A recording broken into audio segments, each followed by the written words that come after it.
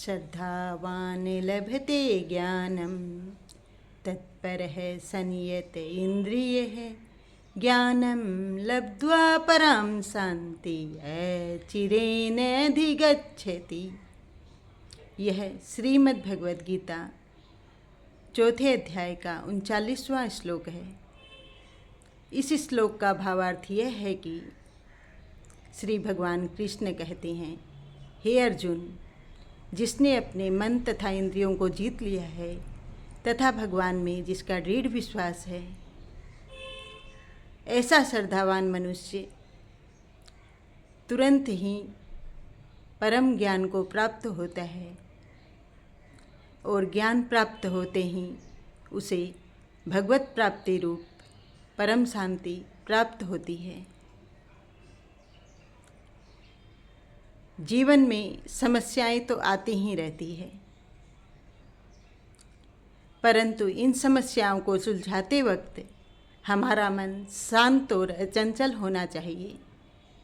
जीवन की कुछ समस्याएं तो अपने आप सुलझ जाती है, कुछ हमारे प्रयास करने के बाद सुलझती है और कुछ हमारे प्रयास करने के बाद भी नहीं सुलझती है। इस तथ्य को प्रत्येक व्यक्ति अपने जीवन में अनुभव कर सकता है। जो समस्याएं हमारे प्रयास करने के बाद भी नहीं सुलझती है, उन्हें हमें भोगना ही पड़ता है। तो फिर कभी हम अपने भाग्य को दोष देते हैं और कभी भगवान को।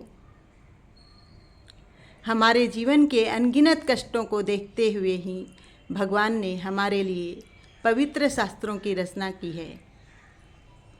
हम अपने जीवन के सरल से सरल शास्त्र श्रीमद् भगवद गीता और रामचरितमानस का ही अध्ययन करें तो हमारे जीवन की सारी समस्याओं का समाधान हमें मिल जाएगा। श्रीमद् भगवद गीता और रामचरितमानस जैसी पवित्र पुस्तकें तो हर हिंदू के घर में अनिवार्य रूप से होती है। इतना तो हम सभी को पता है कि हम पृथ्वी पर घूमने के लिए ही आए हैं, यहाँ अस्थायी निवास करने के लिए नहीं। पृथ्वी पर आकर हमें अगर भगवान श्री कृष्ण के श्रीमुख से निकली श्रीमद् भगवद गीता पढ़ने का भी समय नहीं मिला तो हमने पृथ्वी पर आकर किया ही क्या। सबसे पहले तो हमारे मन में इन शास्त्रों के प्रति श्रद्धा होनी चाहिए। बहुत से लोगों के मन में तो ऐसा संशय रहता है कि भगवान कृष्ण और भगवान राम हुए थे या नहीं। जब इन शास्त्रों को साधारण जनमानस के लिए प्रस्तुत किया गया था तो बहुत से ऋषि मुनियों की सर्वसम्मति से ही प्रस्तुत किया गया था। इसलिए हमारे मन में इन शास्त्रों के प्रति कोई संशय होना ही नहीं चाहिए। साधारण सा ज्ञान है कि ब्रह्मांड में मनुष्य शरीर को छोड़कर विधाता की कोई ऐसी रचना नहीं दिखाई देती जिनमें इतनी सारी भांति भांति की विचित्र क्रियाएं होना संभव हो।